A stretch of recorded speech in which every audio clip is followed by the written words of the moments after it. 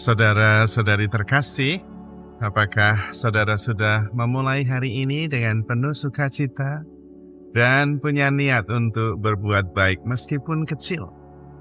Semoga Tuhan memberkati niat baik saudara. Kita sebetulnya ketika mempunyai seorang anak, pada waktu itu kita sungguh-sungguh bisa mencintai anak kita tanpa pamrih. Mengapa kita bisa mencintai anak kita tanpa pamrih? Karena relasi kita dengan anak kita tidak hanya berdasarkan baik buruk benar salah, tapi menjadi bagian hidup. Nakal ya anak, baik apalagi, tetap anak juga.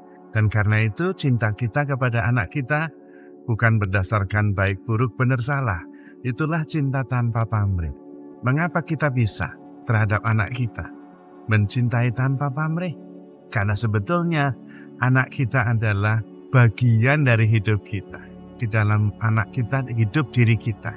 Bahkan ketika di dalam rahim, sungguh-sungguh menjadi bagian bahkan secara fisik.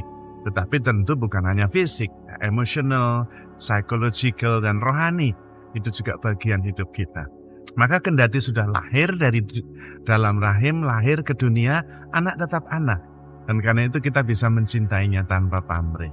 Menarik justru ketika kemudian kita sadar bahwa bukan hanya anak kita yang menjadi bagian hidup kita.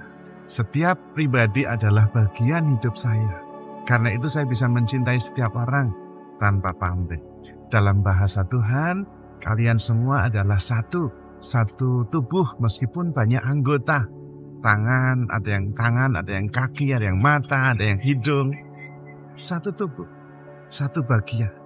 Karena itu bisa mencintai karena menjadi bagian, bukan sesuatu yang terpisah.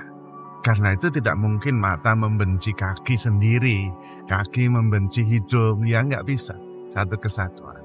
Kalau kita bisa melihat saudara-saudara kita sebagai bagian dari hidup saya sendiri, maka kita bisa mencintai dan mencintainya tanpa pamrih. Juga bukan hanya manusia, sesama manusia, tapi juga ciptaan lain. Binatang-binatang, pohon, itu menjadi bagian hidup kita. Maka kita bisa mencintainya tanpa pamrih. Namun, bukan hanya bisa mencintai tanpa pamrih, tetapi juga kita sendiri bisa merasa aman. Karena tidak ada musuh, satu sama lain terhubung sebagai satu kesatuan.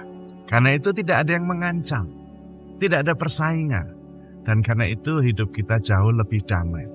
Kita diminta mempunyai perspektif cara pandang yang inklusif, bukan eksklusif. Yang lain adalah bagian dari hidupku. Saya tidak terpisah dari yang lain. Terhubung sangat erat. Dan sebetulnya itu memang benar. Kita satu sama lain terhubung, tak terpisahkan. Karena itu, di dalam Injil Tuhan seringkali mengecam kota. Yang dikecam itu kota, bukan pribadi-pribadi. Celakalah engkau, Betsaida, celakalah engkau Kapernaum, karena kalau di Sodom dan Gomora terjadi mujizat yang terjadi di tengah-tengahmu, mereka pasti bertobat. Yang dikecam itu kota, karena memang satu sama lain itu tak terpisahkan. Dan yang bertobat diharapkan seluruh kota.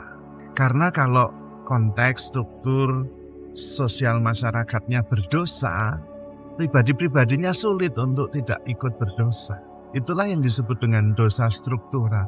Kalau seluruh komunitas ini dengan sistemnya itu berdosa, yang di dalamnya ya ikut berdosa. Kalau sistemnya korup, mau tidak korup susah. Maka mari kita bersama-sama, masing-masing pribadi menyadari keterkaitannya satu sama lain dan kemudian sama-sama bertobat. Menghayati hidup sebagai satu kesatuan. Bukan saling terpisah. Dan karena itu tentu otomatis saling menolong, saling membantu. Karena kita satu sama lain, satu tubuh. Harus bekerja sama. Kalau tidak bisa. Kaki maunya ke sana, kepala maunya ke sana. Ya nggak bisa. Dan kalau kita bisa bekerja sama, maka kemudian kita saling membantu. Kita hidup lebih damai, lebih tenang, dan hidup secara maksimal. Perut merasa lapar, mulutnya mau makan, tangannya mencari makanan untuk dimasukkan ke dalam mulut. Saling membantu secara natural. Kalau kita bisa secara natural memandang sesama ciptaan sebagai satu kesatuan, disitulah kita menemukan kedamaian.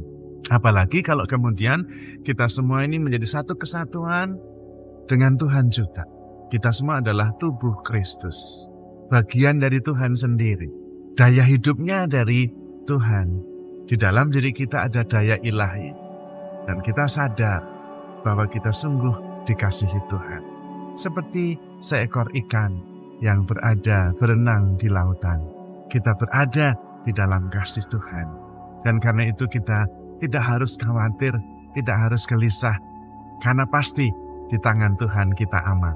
Maka mari saudara-saudari terkasih, kita menyadari betapa besar kasih Tuhan kepada kita. Dan betapa kita sangat dicintai oleh Tuhan. Karena itu kita perlu handle yourself with care. Because you are loved. Tuhan memberkati.